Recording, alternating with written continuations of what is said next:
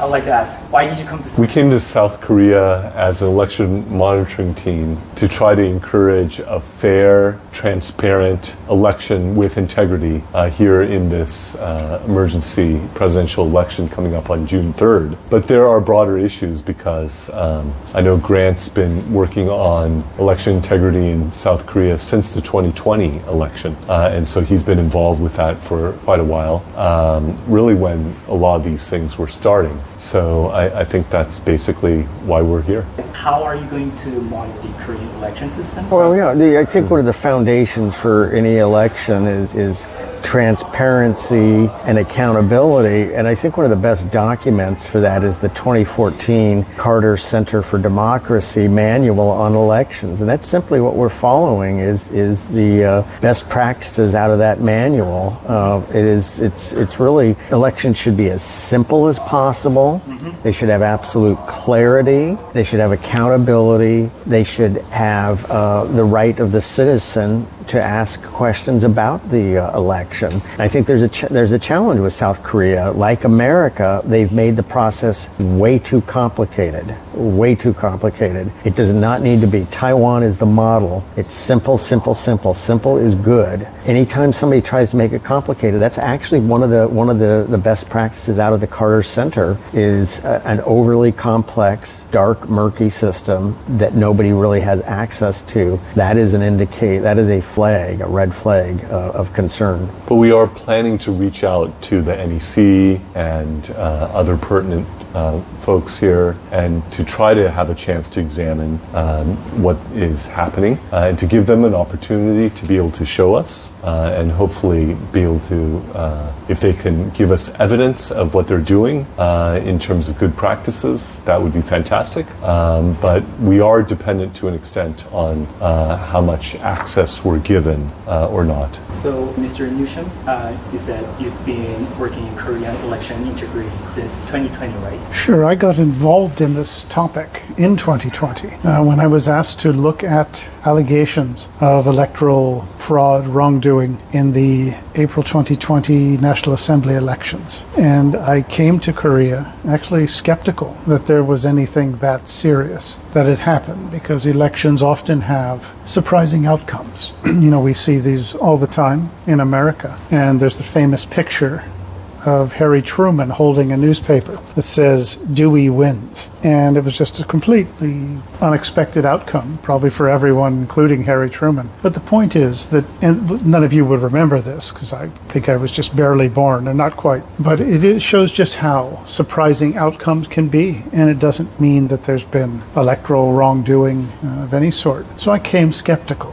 thinking that, well, I'll take a look and see because I'm curious. And I did not expect to find evidence of electoral fraud in the South Korean election in 2020. And it quickly became apparent to me, and I'm a lawyer, that the people that I were talking to, South Koreans who had produced and uncovered evidence of electoral fraud, electoral manipulation, were excellent witnesses. And their testimony was compelling, convincing, and it, in short order, caused me to think that indeed there had been deep, widespread fraud that shaped the outcome, determined the outcome of the 2020 National Assembly elections. And that was an eye-opener for me. And I also learned an awful lot about international electoral law, which is the basis ultimately of South Korean election law, elections, American election law, and any civilized nation. And when you look at that, it became apparent that there were a number of shortcomings in the South Korean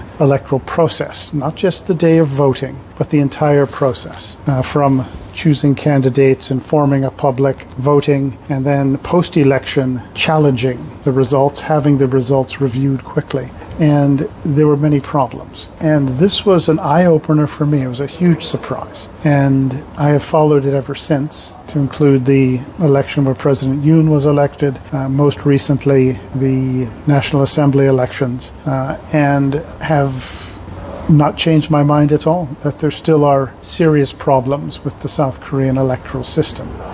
And I'd note, of course, that the credit for raising these concerns is with South Korean citizens. They are the ones who, in the face of a lot of opposition from the administration and even from sometimes in their party, the conservative camp, that they have bravely uncovered information, presented it, desperate that somebody would take a look, somebody in the Korean system. Actually, the NEC is supposed to do that. The courts are supposed to do it. The administration, good luck with that. That they want someone to show that they care about it and actually look at it. But this is something the South Korean people themselves have raised. And at least as an interested observer, that I can at least examine the evidence and try to spread the word, say, in the United States. And for whatever it means to have, say, an American lawyer who knows a little bit about election law, say what they think is happening, I'm glad to do it. I in some ways feel it's a duty to do it, because there's nothing more fundamental to the rights, to the life of a democracy than the election. And that is not just South Korea, it's the United States as well. And as I said, any civilized country. So that's why I'm here. But ultimately, it's the South Korean people themselves who are the ones who are producing evidence of the electoral system and what goes on here. And that is obviously what we depend on. I can read, of course, but and study, but it's the South Korean people who are concerned. And if they weren't concerned, I would never have come in 2020. But as I said, it was a big surprise once I got here and looked into it. And I've seen nothing since then to change my mind about this. So I'm interested to see what happens this next round.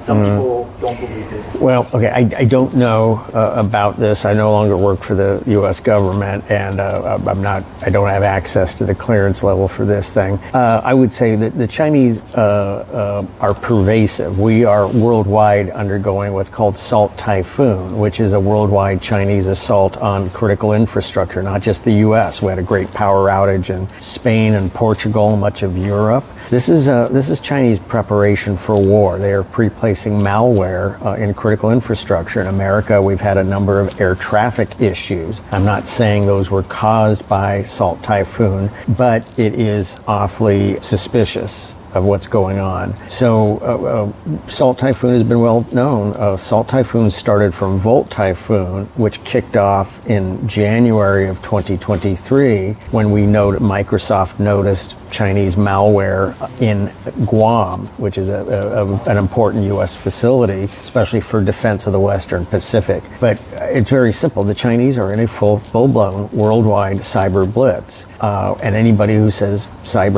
that election equipment is secure is telling an absolute lie.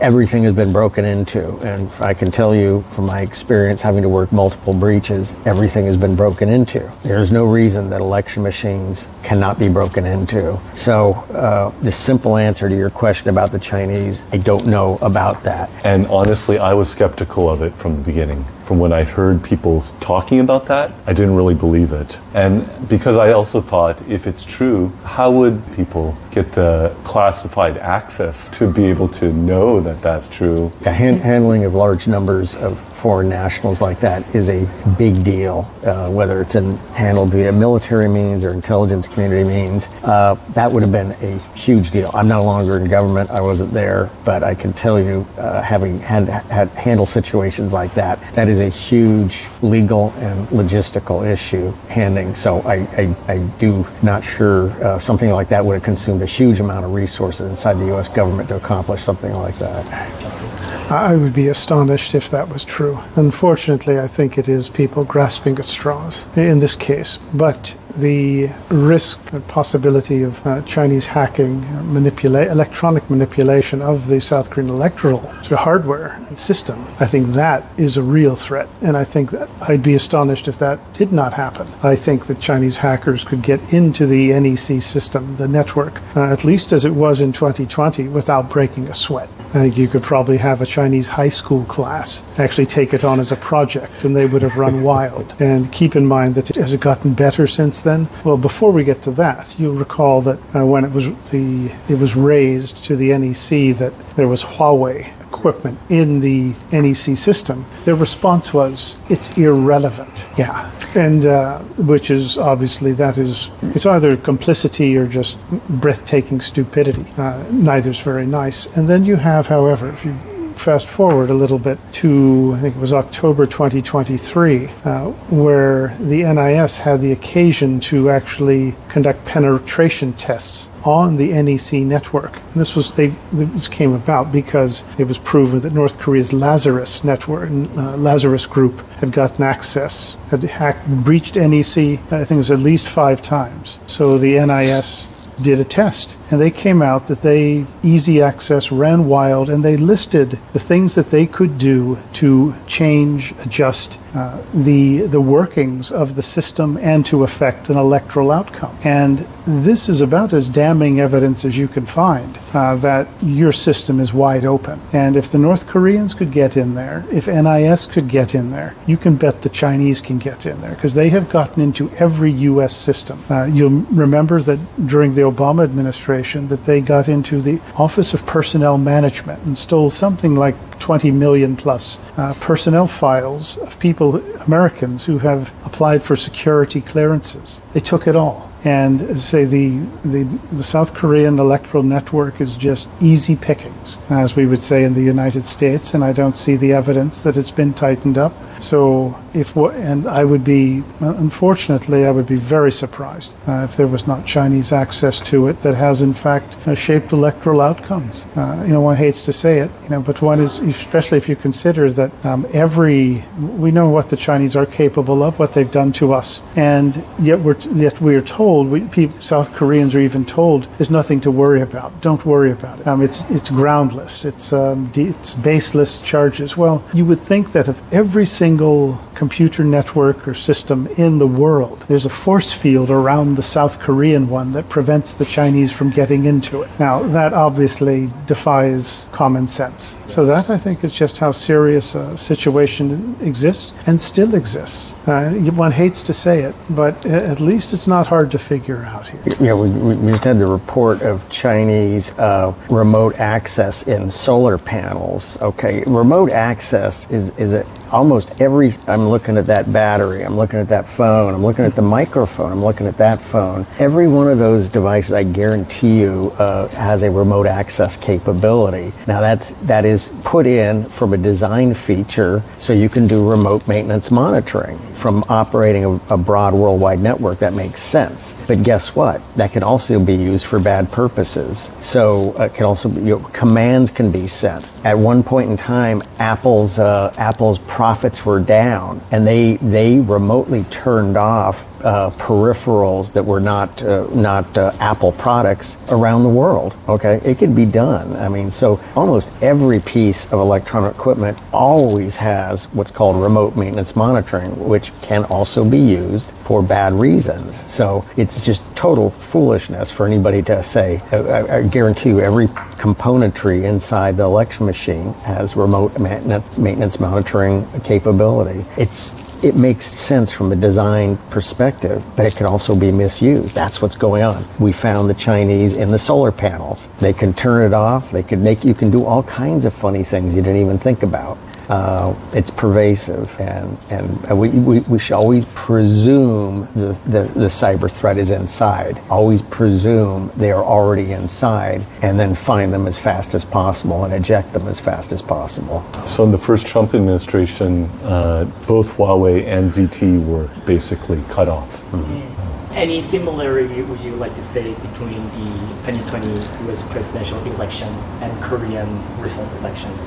Well, the early voting arrangement in the Korean system very much resembles our absentee ballot or mail-in ballot system. That is, it allows sort of votes to be cast before election day without really very good monitoring of the sort you need of where the votes actually came from, who actually cast them, and there's a huge vulnerability, and this is where the opportunity for fraud really exists. And so we have the same problem as you all do.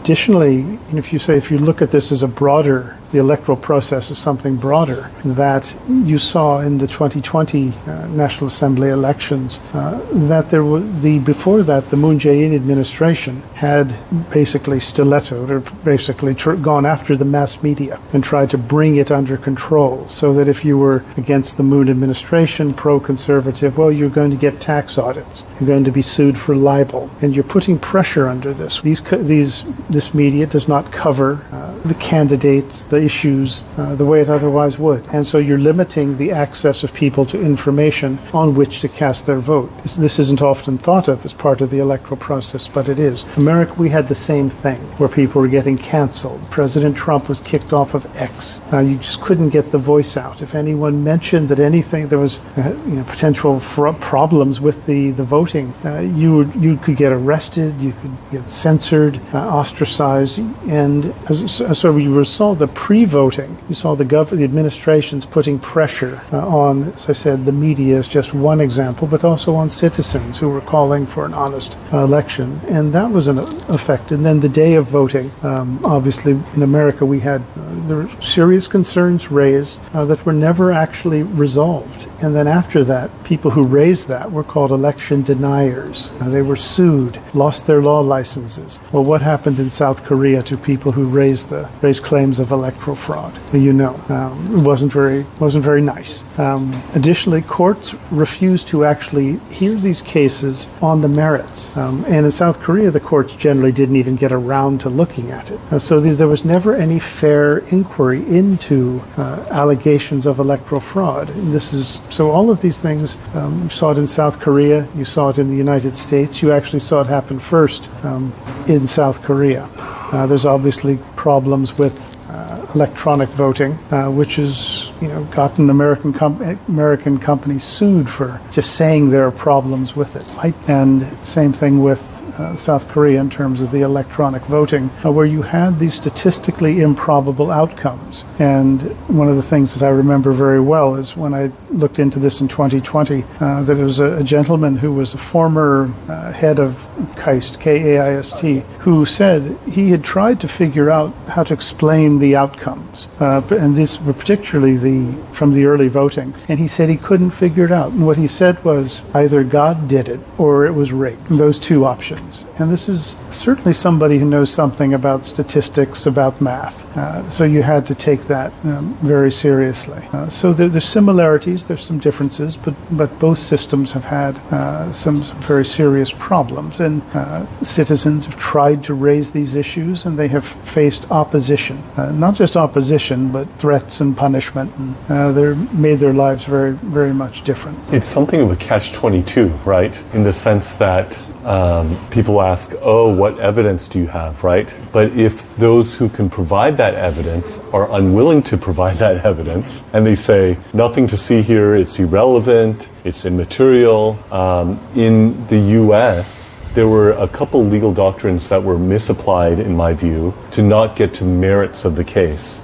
There was use of standing and laches. Standing, for example, it just means you have a sufficient interest to be a party in that case. And when President Trump was a party in the case, and you're telling him that he doesn't have standing, that doesn't make any sense, because who had more of an interest in that case than the one who was actually a candidate in that election? And so when judges are unwilling to move forward with investigating or requiring the production of evidence and things along those lines, it creates a situation where some of the best evidence that could be there is excluded. And I would just follow up on what Ambassador Tan said, is that when evidence has been produced, courts have been unwilling to examine it. And you've seen this, we have any number of instances of that in the United States, but think of it in South Korea's case, and the most recent, 2020 and then also 2024, you had pristine ballots, improperly printed ballots, and the evidence was produced and it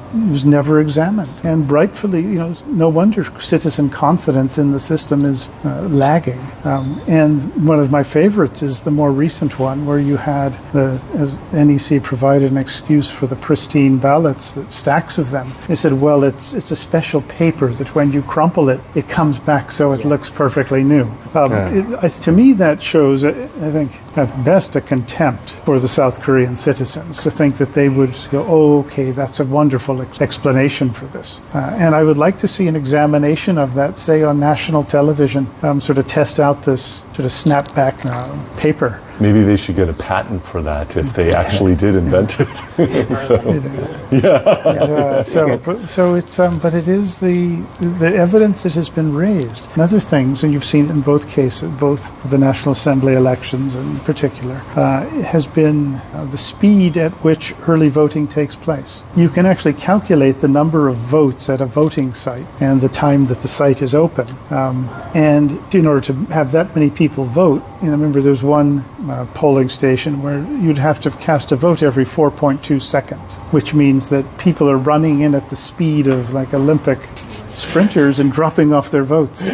And so this is basic math that you would think somebody would say, let's take a look at this and let's even compare the number of people that actually came in, because certainly we have CCTVs at the voting sites, don't we? Well, if you don't, then you're not following international election law. And these are just such basic things that the regular citizen hears about and they say, well, this doesn't make sense. And who is going to look at it if the courts will not? If the NEC will not show any interest at all? The who does, and it leaves the citizens feeling helpless. But these are things that, really, if the entities, the courts, the NEC do their jobs as they're required, then you can dispel the concerns. And if you don't, well, it suggests either you're not doing your job or you're hiding something. And, so these are, once again, the thing that has really struck me is how concerned citizens have done their best to present evidence and to run a clean system. And the entities that are supposed to enforce this have not done their job. And often we've seen that in the United States just as well.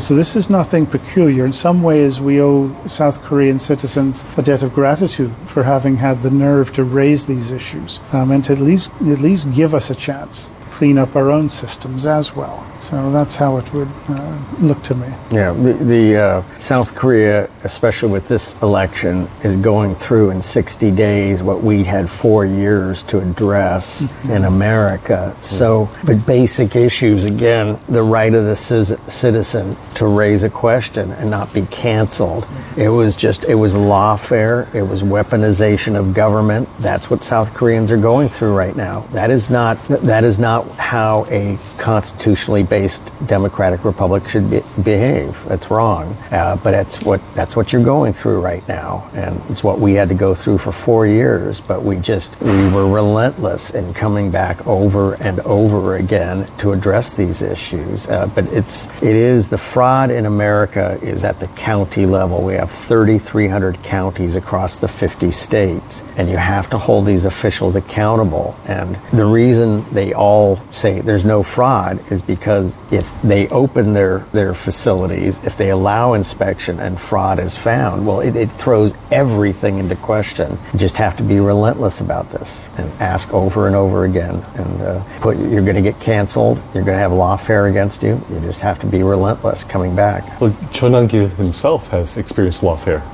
where they have gone after him legally in ways that are ridiculous and should not happen. I remember he was sharing about that at the Save Korea event. Taiwan has very simple elections. Elections should be simple. And when we bring in all these complicated machines and processes that are incapable of anybody doing an audit, especially a third-party independent audit, it's wrong. Elections, basic Carter manual from 2014, elections should be simple. Taiwan has simple elections. That's the model. If Cho Nam-gil were to get canceled and get into jail, do you think the U.S. government? I think you'll see a response. Obviously, we're still going through an administration transition with Trump number 47. But I mean, I think this South Korea situation will get more and more attention. And that's one of the reasons we're here is to share hope,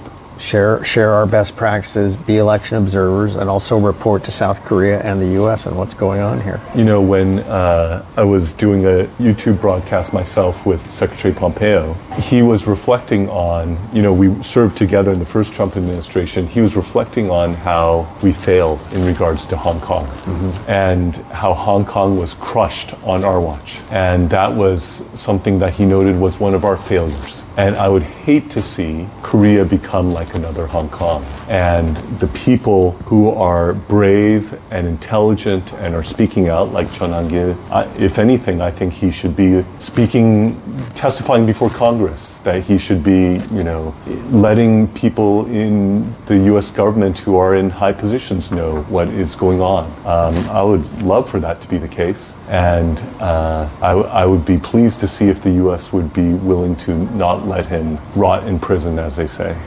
And so he, in my book, he's a hero here in Korea and is doing great work. And I would like to think that the U.S. would be responsive to his situation if he were to find himself in such a situation. Are you going to make a report and maybe send it to someone? The plan is to make a report, and I think to make it available broadly and widely, including to the U.S. government. So yes, that we do have a plan to make a report. And this is something that is, I think it really highlights the importance of South Korea and to the United States, that what happens here matters a lot. And I think for too long the U.S. government, successive administrations have just assumed that what happens is domestic politics. Yeah, it's always rough. At the end of the day, it's a very solid relationship. I think that there is more understanding than there's ever been of the risks posed by hardcore radicals in South Korea. And that's something that we've seen elsewhere in other countries, where a group of hardcore committed radicals, many of them Marxists, have moved a country where most people don't even want it to go, but they're able to do it. And there's finally some recognition in Washington that South Korea is potentially on that list of countries. So there is a lot of concern about it, and there's more, I think, understanding than there's ever been, particularly now that we've finally are waking up to Chinese political warfare. This effort to move America's allies, Western allies, away from the U.S. and towards China, or at least have them in a state of chaos, which works to China's advantage. There's more understanding of that than there's ever been. I think there is an awareness that we need to at least speak up. We have to be aware of it. And for just this is sort of the least that we can do, is for us to come and show South Korea that there are people who care about this and will do what they can to get the word out, and also not just to the broader public, but also where decisions are made in Washington. And so I'm fortunate to have the chance to actually sort of come and learn. And it's not to tell the South Koreans or anyone what to do, but it's to observe and also note what we've experienced as well. But the value of South Korea, I think, has never been better understood, and the threat that it faces as well. And it's something that the more we know about what goes on here, the better we are in the United States as well. We want to do what we can to provide hope and a visibility on what's going on, and report to South Koreans and also to America. South Korea, there's no closer friend that America has than South Korea. We'll end it for now, but before we end, Chun Ang-gil News, fighting!